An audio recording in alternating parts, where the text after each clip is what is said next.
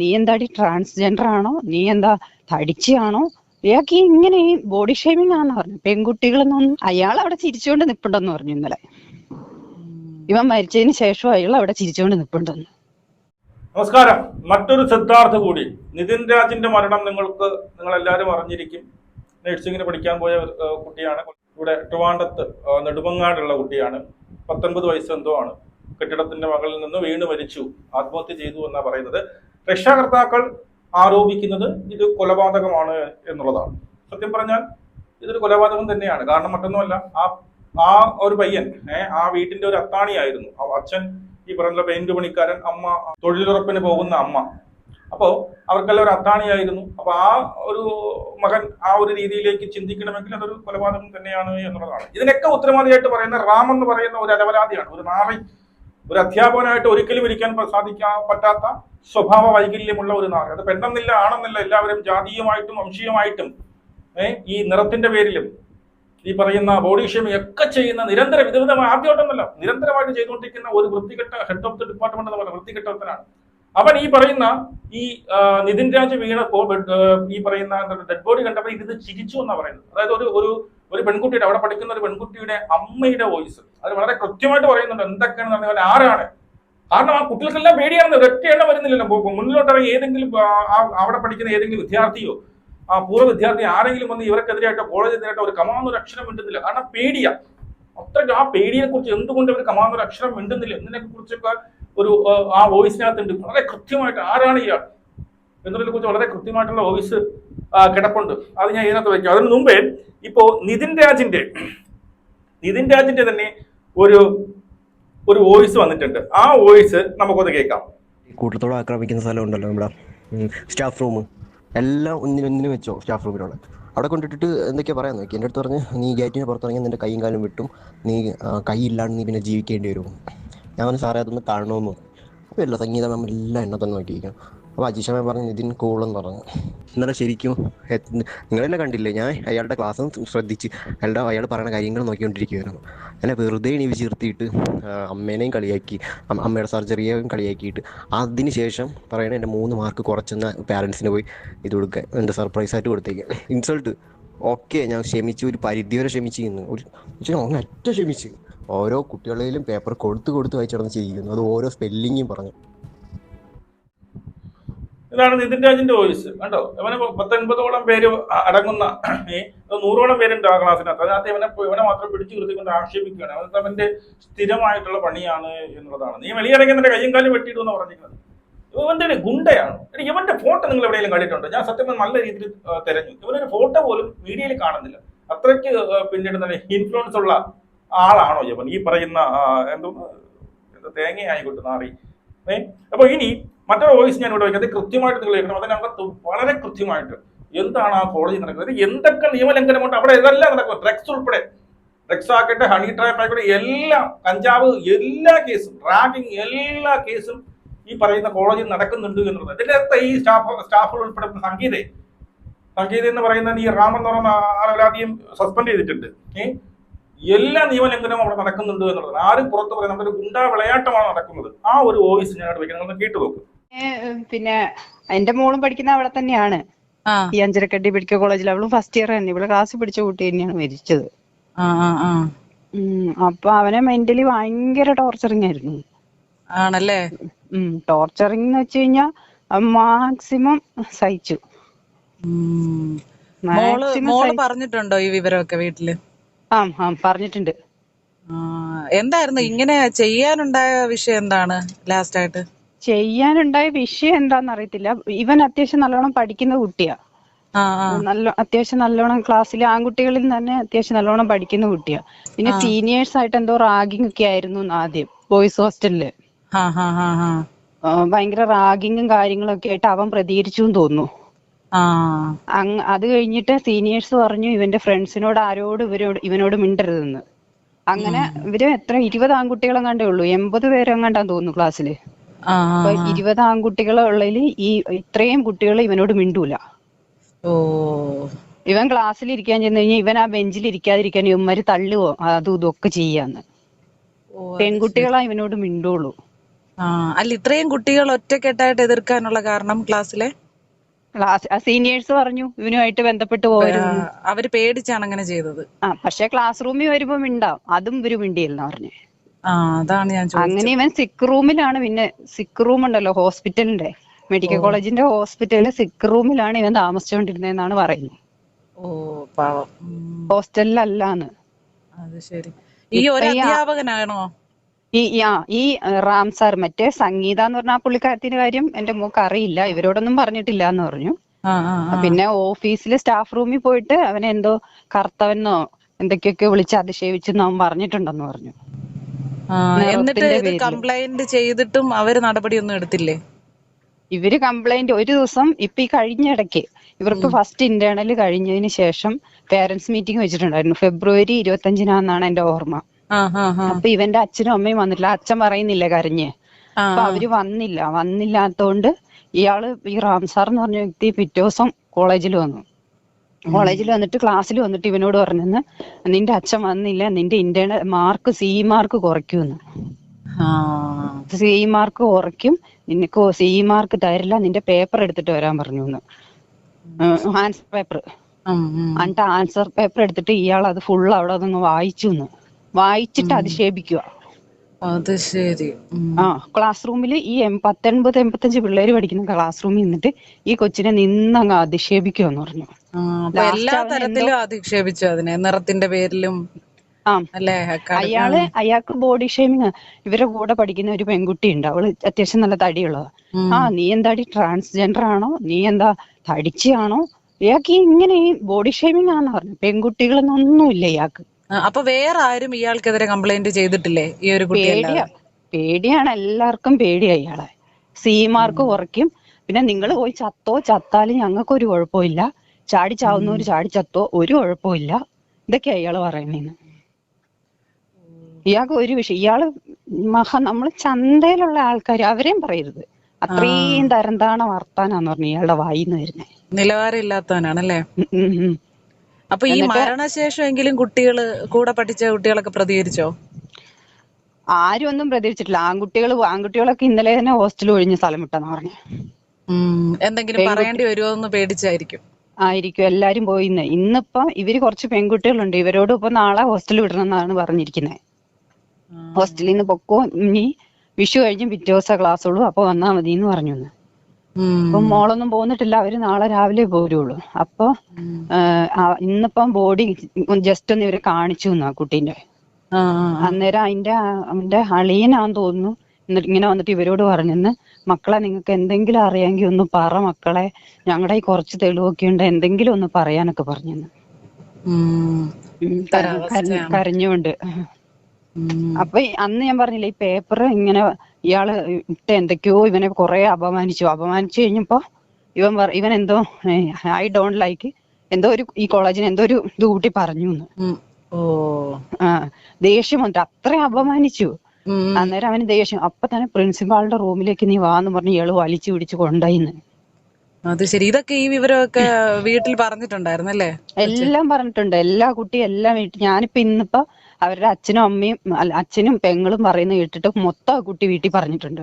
അതെല്ലാം ഉള്ള സംഭവം, അത് ഒരിക്കലും ഒരു നുണയല്ല, അത് എല്ലാം ഉള്ള സംഭവം. അത് നമ്മുടെ സിദ്ധാർത്ഥന്റെ സംഭവം പോലെ തന്നെ തോന്നുന്നു. തന്നെ അവിടെ സീനിയേഴ്സാ ചെയ്തെങ്കിൽ ഇവിടെ ഭയങ്കര ടീച്ചേഴ്സ്. പക്ഷെ ഇവിടെ ഇതെല്ലാം ഉണ്ട്, നീ റാഗിങ് ഉണ്ടെന്നുള്ള കാര്യം അവിടെ മെഡിക്കൽ കോളേജിന് മുമ്പിൽ ഒരു ഓട്ടോ സ്റ്റാൻഡ് ഉണ്ട്, അവിടെയുള്ള ഓട്ടോറിക്ഷക്കാർക്ക് പോലും അറിയില്ലെന്നുള്ളതാണ് ഏറ്റവും വലിയ അതിശയം. അത്രയ്ക്ക് ഒതുക്കുന്നുണ്ടല്ലേ? അത്രയ്ക്ക് ഒതുക്കമാണ്. മറ്റേ എന്നിട്ട് ഇവനെ ഇന്നിപ്പോ പ്രിൻസിപ്പാൾ വൈകുന്നേരം പറഞ്ഞു അങ്ങനെ ഒരു പരാതി കിട്ടിയിട്ടില്ല എന്ന് പറഞ്ഞു. സത്യത്തിൽ അങ്ങനെ പരാതി കിട്ടി. ഇവൻ തന്നെ എന്നിട്ട് ഇയാള് വലിച്ചു പുറത്തിറക്കി കൊണ്ടുപോയി. എന്നിട്ട് ഇയാൾക്ക് പ്രിൻസിപ്പാള് ആ മനുഷ്യൻ ഇപ്പൊ പുതിയതായിട്ട് വന്നതാ, 3 മാസമായുള്ളൂ. പഴയ പ്രിൻസിപ്പാള് ഈ റാം സാറിന്റെ വാക്ക് കേട്ട് എല്ലാം തുള്ളുന്നയാളായിരുന്നു. അങ്ങനെയാ സീനിയേഴ്സ് പറഞ്ഞു. ഇവരും ചെന്നിട്ട് ഇപ്പൊ 3-4 മാസം 5-6 മാസമല്ലേ ആയിട്ടുള്ളൂ. ഇവർക്ക് കാര്യങ്ങളൊന്നും പൂർണ്ണമായിട്ട് അറിയില്ല. അപ്പൊ ഇയാള് വന്നത് നല്ല ഡീസന്റ് ആന്ന് പറഞ്ഞു ഇപ്പൊ ഉള്ള പ്രിൻസിപ്പാള്. അപ്പൊ എന്നിട്ട് ഇവൻ നേരിട്ട് ചെന്ന് പ്രിൻസിപ്പാളിനോട് കംപ്ലൈന്റ് ചെയ്തു,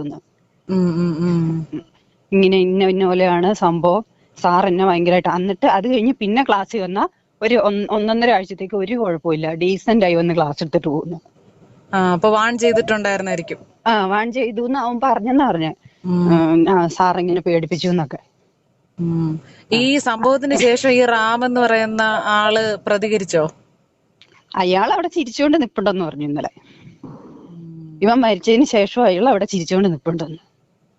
അപ്പൊ പൂർണ്ണമായിട്ടും അയാൾക്ക് വിശ്വാസമുണ്ട് അയാൾ ഇതില് പെടില്ലാന്ന്. അതെന്താന്ന് വെച്ചാൽ ഇവര് കാഷ്വാലിറ്റി, എന്റെ മോളും വേറെ കൂട്ടുകാരത്തെയും കൂടെ അറിഞ്ഞ പാടെ ഇവര് കാഷ്വാലിറ്റിയിലേക്ക് ഓടി. ബാക്കി കുറെ പേര് ഹോസ്റ്റലിലേക്ക് പോയിരുന്നു. അപ്പൊ ഇവർക്ക് ഈ സീനിയേഴ്സ് ഇവരെ ഡെന്റൽ ക്ലീൻ ചെയ്യാനൊക്കെ കൊണ്ടുപോകില്ല. അപ്പൊ അവിടുന്ന് അറിഞ്ഞിട്ട് ഇവര് ഓടി കാഷ്വാലിറ്റി ചെന്നപ്പോഴേക്ക് ഇയാൾ അവിടെ അങ്ങനെ ചിരിച്ചോണ്ട് നിപ്പുണ്ടെന്ന് പറഞ്ഞു. ഇന്ന് ആ ബോഡി അവിടെ കൊണ്ട് കാണിക്കാൻ വെച്ചിട്ട് ഡെന്റൽ ഡിപ്പാർട്ട്മെന്റിൽ നിന്ന് ഒരു വ്യക്തികളും ആ ബോഡി കാണാൻ വന്നിട്ടില്ല. ടീച്ചേഴ്സ്, ഈ റാം സാറ്, സംഗീത മേഡം, അവരൊക്കെ ഡെന്റൽ ഡിപ്പാർട്ട്മെന്റിന്റെ ആൾക്കാരാ, ഡെന്റൽ അനാട്ടമി. അവരൊറ്റ ഒരുത്തര് വന്നിട്ടില്ല ആ ബോഡി കാണാൻ. അതുപോലെ മറ്റേ അപ്പുറത്തുള്ള മെഡിക്കൽ കോളേജിലെ ടീച്ചേഴ്സ് എല്ലാം വന്നു എന്ന് പറഞ്ഞു. സീനിയേഴ്സ് കാരണം ഉണ്ടായിട്ടല്ലേ അവര് വരാത്തത്. അതെ അതെ അതെ. പിന്നെ സീനിയേഴ്സിന്റെ ഉപദ്രവം കാരണമാണ് അവൻ 1 മാസം വീട്ടിൽ പോയി നിന്നേന്ന് പറഞ്ഞേ. എന്നിട്ട് ഈ പേരൻസ് നേരിട്ട് കോളേജിൽ ചെന്ന് ഇതിനെ കുറിച്ച് അന്വേഷിച്ചില്ലേ? അവന്റെ ചേച്ചിയൊക്കെ വന്നായിരുന്നു. ഭയങ്കരമായിട്ട് ടോർച്ചറിങ് എന്ന് വെച്ച് കഴിഞ്ഞാല് പിള്ളേരെ, നമ്മളിപ്പോ എത്ര നല്ല കുട്ടികൾ അവിടെ ചെന്നിട്ട് ഇങ്ങനെ ഇറങ്ങുന്ന അവിടെ, അതിലും ഭേദം പിള്ളേരെ ഇപ്പോഴും മയക്കുമരുന്ന് കൊടുത്ത് ശീലിപ്പിക്കുന്നേ. അവരതിനങ്ങ് അഡിക്റ്റ് ആയി. ഇത് പറ്റത്തില്ല, മുന്നോട്ട് പോകാൻ പറ്റൂല. ഞങ്ങളൊക്കെ ഇതറിഞ്ഞ് ഇന്നൊക്കെയാണ് ഓരോരുത്തർ കമന്റ് ഒക്കെ ഇടുമ്പോഴാണ് ദൈവമേ ഇതുപോലത്തെ വലിയൊരു കുഴിയിലാണോ പോയി ചാടിയെന്ന് അറിയുന്നത്. എങ്ങനെ 5-6 വർഷം തയ്ക്കൂന്ന് ഓർത്തിരിക്കുക. 5-5.5 ലക്ഷം രൂപ ഇപ്പൊ തന്നെ മുടക്കി കഴിഞ്ഞു ഫസ്റ്റ് ഇയറിന് തന്നെ. എന്നിട്ട് നമുക്ക് പേടി, പിന്നെയും പേടി, എങ്ങനെയെങ്കിലും പിള്ളേര് ജീവനും കൊണ്ട് വന്നാ മതി എന്നൊരു ഇത് മാത്രമേ ഉള്ളൂ. ഈ അധ്യാപകൻ നിങ്ങളോടൊക്കെ എങ്ങനെയാ പെരുമാറ്റം? പേരൻസിനോട് പേരൻസ് മീറ്റിംഗ് ഉണ്ടായിരുന്നു, ഞാൻ പറഞ്ഞില്ലേ. പേരൻസ് മീറ്റിംഗില് ഞങ്ങള് ചെന്നപ്പോഴത്തേക്ക് കുറച്ച് സമയം വൈകിപ്പോയി. അപ്പോഴത്തേക്ക് ഇയാള് പോയായിരുന്നു. രാവിലെ ചെന്നവരെടുത്ത് എന്താ പേപ്പറൊക്കെ എടുത്ത്, ഈ ക്വസ്റ്റ്യൻ ആൻസർ പേപ്പറൊക്കെ എടുത്ത് എറിഞ്ഞിട്ട് ഇറങ്ങി പോന്നാ പറയുന്നത് പിള്ളേരോട്. പിള്ളേരെ പറയാത്ത ഒന്നുമില്ലെന്നാ പറഞ്ഞേ. എന്റെ മോൾ എന്നോട് പറയുന്നത് എന്തെന്നറിയോ, ഞങ്ങൾ രണ്ടുപേരും കൂടെയാണ് ചെന്നത്, ഞാനും അവളുടെ അച്ഛനും കൂടെ.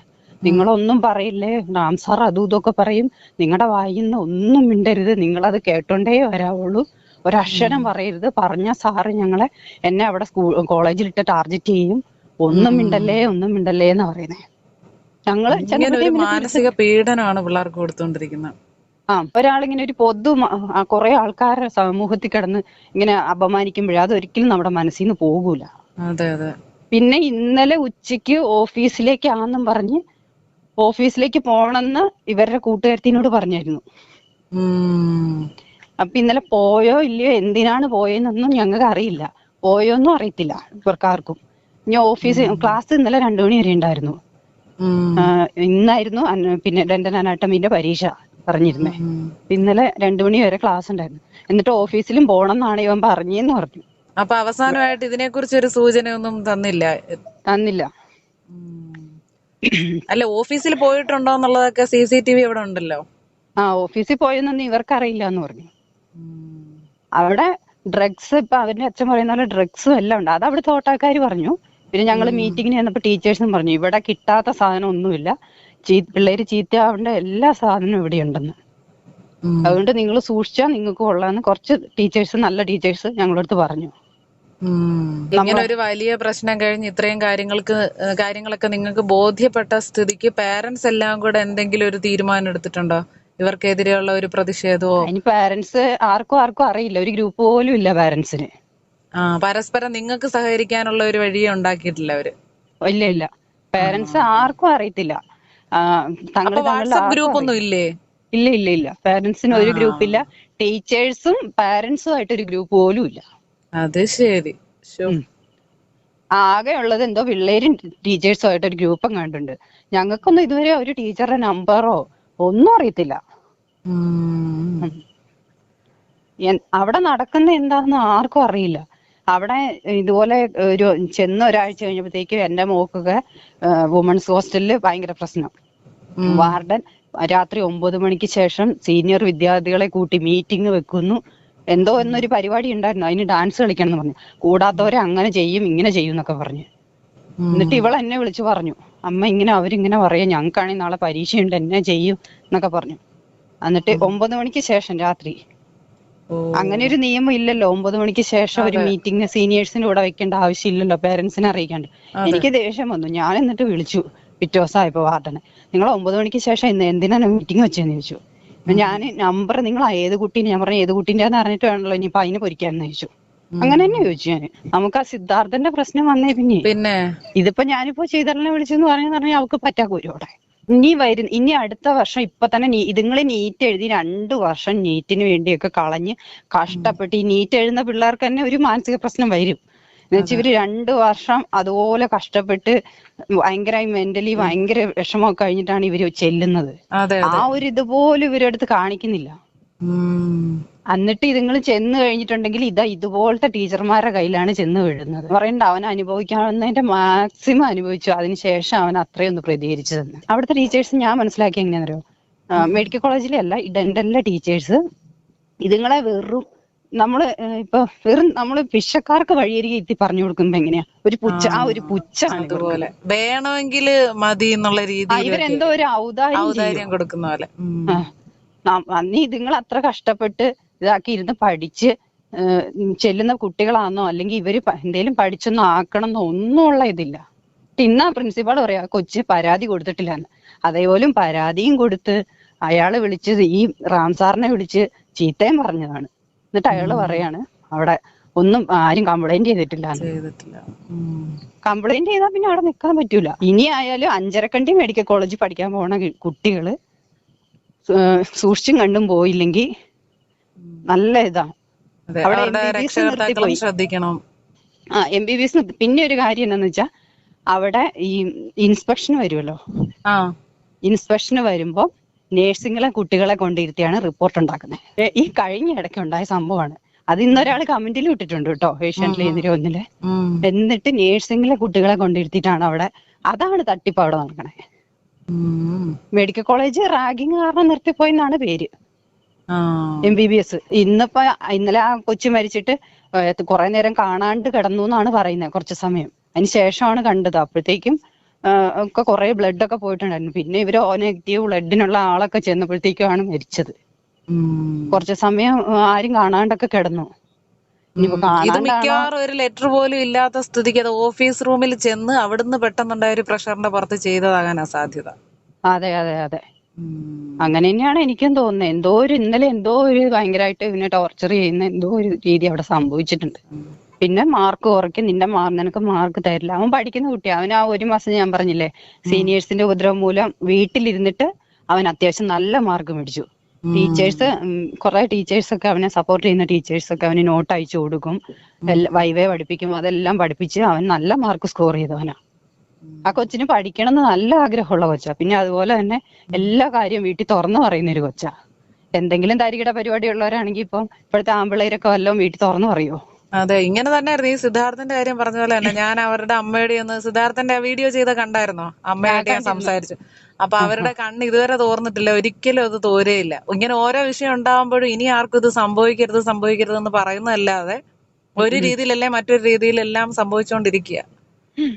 അതെ അതെ, അവിടെ ഈ അഞ്ചരക്കണ്ടി മെഡിക്കൽ കോളേജിൽ നടക്കുന്ന എന്താന്ന് അവിടെയുള്ള ആ സ്റ്റാൻഡിൽ ഓടുന്ന ഓട്ടോക്കാർ, ആ മെഡിക്കൽ കോളേജിന്റെ മുറ്റത്ത് ഓടുന്ന ഓട്ടോക്കാർക്ക് വരെ അറിയില്ല അവിടെ റാഗിങ് ഉണ്ടെന്ന്.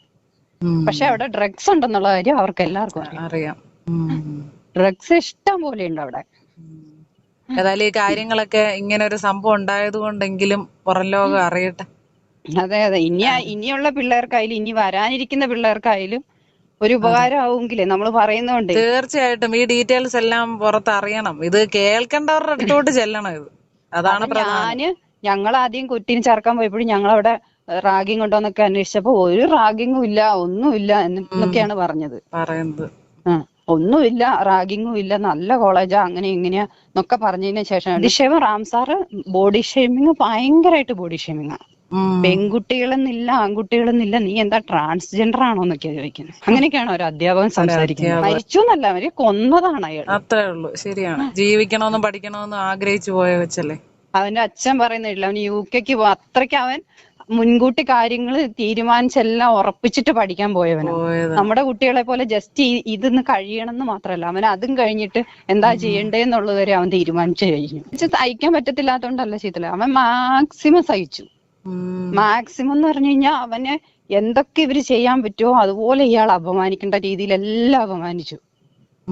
പിന്നെയും കുറെ നമുക്ക് അറിയാത്ത കുറെ കാര്യങ്ങളും ഉണ്ടാവും. ഇവക്കറിയില്ലാത്ത കുറെ കാര്യങ്ങളും അവന്റെ ഇതിൽ നടന്നിട്ടുണ്ടാവും. നമുക്ക് അറിയുന്ന ഇത്രയാണെങ്കിൽ അറിയാത്ത എന്തോരം മാത്രം ഉണ്ടായിരിക്കും. ഏതായാലും ഇത്രയും ഡീറ്റെയിൽസ് ഇപ്പൊ എന്നെ വിളിച്ച് പറയാൻ തോന്നിയല്ല, അതിൽ നന്ദി. നമ്മുടെ പ്രേക്ഷകരിലോട്ട് ഒരുപാട് പേരിലോട്ട് ഇത് എത്തട്ടെ, ഇത്രയും കാര്യങ്ങൾ എത്തട്ടെ. അവിടെ മാത്രം എത്തിയാ പോരാ, ചെല്ലേണ്ടടുത്ത് ചെല്ലണം. അതെ. ഇന്നിപ്പോ ഇവരുടെ ക്ലാസ്സിലെ പിന്നെ കുട്ടികളെ വിളിച്ചിട്ട് പറഞ്ഞേക്കുന്ന റാംസാറിനെതിരെ ഒന്നും സംസാരിക്കരുതെന്ന്. ഇതാണ് എല്ലായിടത്തും നടക്കുന്ന ഇത് തന്നെ. റാംസാറിനെതിരെ ഒന്നും സംസാരിക്കരുതെന്നാണ് അവിടെയുള്ള പിന്നെ എന്താ അവരുടെ ലീഡറോ ആരാണ്ടോട് വിളിച്ച് ഇന്ന് റിപ്പോർട്ട് ചെയ്തിരിക്കുന്നത്. ഇപ്പൊ ആകെ പേടിച്ചിരിക്കുക. എങ്ങനെയെങ്കിലും ഇതുങ്ങളൊന്ന് പഠിച്ചിറങ്ങി പോന്നാ മതി എന്നോർത്ത് പേടിച്ചിരിക്കുക. അതിൽ നിന്നൊരു മാറ്റം ഉണ്ടാവട്ടെ.